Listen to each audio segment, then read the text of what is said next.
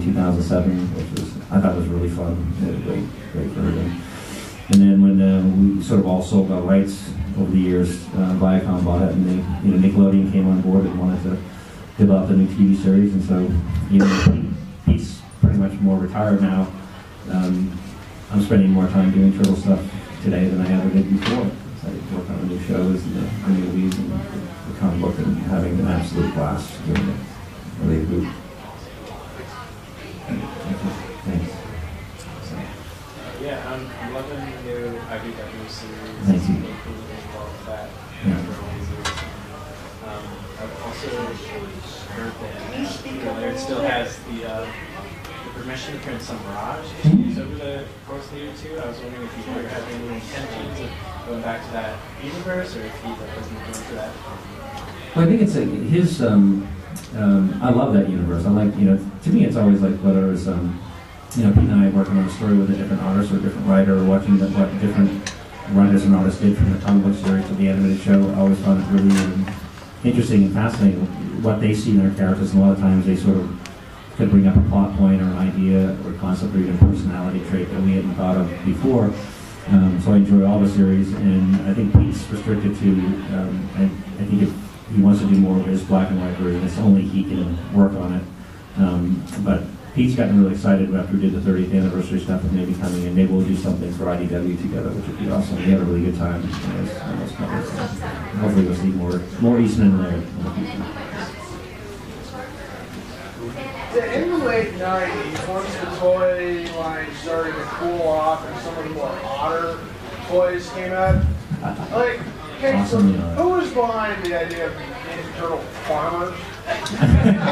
Donatello was going to get in a tractor and he's going to grow some corn. Yeah. He's going to like fight the shredder. You know what's funny is like, what's really funny is that particular version of the Turtles sold absolutely huge. I'm not kidding. It's like, no, but it was one of those things that they would the toy companies would do this research. We had Turtle punk rockers, Turtle baseball players. We had Turtle. Remember the Turtle Star Trek? Yeah. I love those. I still have a Star Trek shirt and wear it for my wife occasionally. But we have Turtle Universal Monsters. Peter actually came. Pete had this weird collection of, remember those those troll toys? The Turtle Trolls, and when he brought that up at one of the toy meetings, I was like, please. And then the toy company was like, oh, we've got research on this, and that would be huge, and they sold huge. And so when they did the Farmer Turtles, I was like, seriously, man? And it worked. Awesome. Mike and Farmer Jr. If you're from New England, why did you pick New York for the home of the Turtles? It's a great question. It was like, to us, it was, it's funny when we did the first issue of the Turtles. We were doing press for some of the early issues of the Turtles when they started becoming popular, and reporters would ask questions like, oh, they're in New York, so you must live in New York City, and you must be black belts in the city, right? And I said, well, I've never been in New York in my life. So I have no idea what it really looks like, but every superhero concept ever was always set in New York. The Marvel Universe had New York City, Superman had, Metropolis, Batman had Gotham. It was always like this New York City-esque thing, so we figured that all superheroes had to live in New York. And I said the closest thing that would qualify me as a black belt was if it meant, watching Bruce Lee movies over and over and over. And that's about it. So we were running stories about these mutant characters that lived in a city I'd never been to, doing the martial film of martial arts. I had no idea what it was about. So. That's comic books. I always loved April. I thought she was a great role model as a grown up. I thought she was really cool. And I like how they aged her down in the new Nick show. I wanted to know what your thoughts were on the whole Donnie, April, interspecies romance going down. Man, that's like the scariest question ever. Oh yeah, I can't believe it. Pretty big on the air. 111. No, it's funny because that's always been a point that, whether it be the original comic series or any of the animated series in the movies, it was always like, that question comes up. And I'm curious how to see, Sarah and I have talked about it quite a bit, and some of the other people at Nickelodeon, and I think that it's, in the world we live in today, and, you have the level of acceptance of mutant characters and lots of different kinds of characters, alien characters and all that stuff, that there's some romantic possibilities that it's sort of, it's always on everybody's mind, and it's one of those things that they're sort of going there, we're going there, but how to address it, beyond that, I'm not sure. I think it's just going to be romantic, holding hands, I don't know, brother, sister kind of thing, but I do love the fact that they aged, because we always designed April as the sister character to the Turtles. We wanted a human, so there's all guys with a perspective from the earliest comic book, so when they aged, they wanted to age her down, the new animated series, I just thought it was a great idea. Put some more on their level, and they can banter and interact better. And I like that, they made Splinter so much taller. Splinter was always a little guy to us, and they made him so much taller, just made him such a more dominating father figure. So that's what's funny. Like a lot of fans got really worried when we started working on the new movie, especially when they saw the new versions of the Turtles, which are actually were inspired directly by a series we did with Michael Zulli back in the original black and white days. He did a very realistic take on the Turtles, and everything we did in the new movie was all inspired by things that had happened in the Turtles universe before. And I know everybody hates Michael Bay for some reason, but Jonathan Eastman was the director, and he was just a great guy. He worked so hard. He wanted to make the best Turtle movie and sort of keep it true to the core audience and the core story, and the pizza and the heart and soul, and keep the personalities right the way they were. So it's there's some really fantastic moments in the new movie, and there's some Michael Bay moments where things blow up. All good. I'm glad you guys like it. You got really good feedback on the movie. Yeah, I love the picture of Kirby.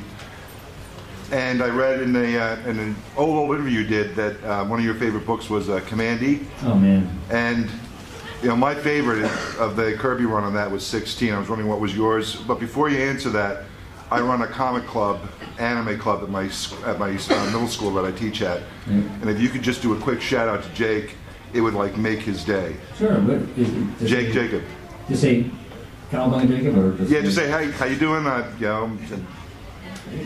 It's Kevin Eastman, co-creator of the Ninja Turtles. We're here with some really awesome folks here in Framingham, Massachusetts, and I want to say hi to Jake.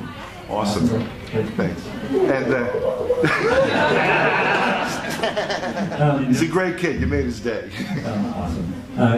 Cover Turtles Commandy is on my wall in my studio, number 16. It's my favorite issue. Awesome. It's the best. The first movie I ever saw when I was a kid, my older sister Molly was babysitting us. We lived in Grove, Maine, and the closest theater was in Gorham, Maine. And my sister had her license, and she wanted to just get out of the house. We lived in this farm up in the country. And so we went down to see the movie. The first movie I ever saw in the theaters in my entire life was Planet of the Apes. Yeah. And it was just it just literally blew my mind. And Jack Kirby, if you don't know his Commandy concept, it's Commandy the Last Boy on Earth, and it's inspired by Planet of the Apes, but instead of just apes, he had all kinds of animals involved, and they were ruling the earth, and humans were slaves. And I was just, when I grew up in Grove, Maine, I think I thought I was the last boy on earth. I don't know, you got another one. Yeah, we got some other friends from Grove. Yeah. Kevin, could you talk about the old drawing 7th and 8th grade comic books you did? Sure. You never do. I talk about it. It's funny. I always put them in my books and stuff, but it's like, he's got one of this is a comic book I did when I was in 7th and 8th grade. And I had this is probably the oldest. A friend of mine named Jim McNorton was, he was kind of a writer, and he wanted to be a writer, and he wanted to be the president of the company and the writer, and then it was me and this other kid named David Peabody, and he would come up with these really crazy ideas, and we'd draw them because Jim's family had some money, and Jim had this awesome comic collection, and I used to do a paper route so I could save my money to buy comic books. So anything Jim would ask us to draw, we'd draw it and we'd trade our drawings for comic books. So that's how I was doing lots of my early drawings, was making a living Jimmy drawings and trading Jim for comic books. And so, and in fact, I think the final paper I did as handed in 7th grade, 8th grade, was the teacher let me do a comic book as my final report for the year. So it's some pretty open-minded teachers that were very inspirational. So, junior high and high school and all that stuff. So yeah. Oh, we got a photo up. I think we got Hey, listen, I just want to tell you that, again, it's the 30th anniversary of the Turtles. We've had a mind-blowing, fantastic year. I can't believe it's been 30 years, and I always like to blame you guys, because without you guys being there and buying those Turtle toys and buying those Turtle comic books, you guys are doing the greatest job on the planet, and I just, it's humbling, it's honoring, it's unimaginable. It's great to be here 30 years later, still talking about Turtles and hanging out with you nice people, and thanks for being there. Thanks for sharing your great idea.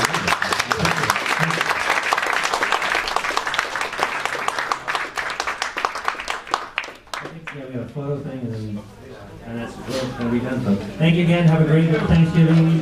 Be safe. Have a great holiday, Christmas holiday. Thank you.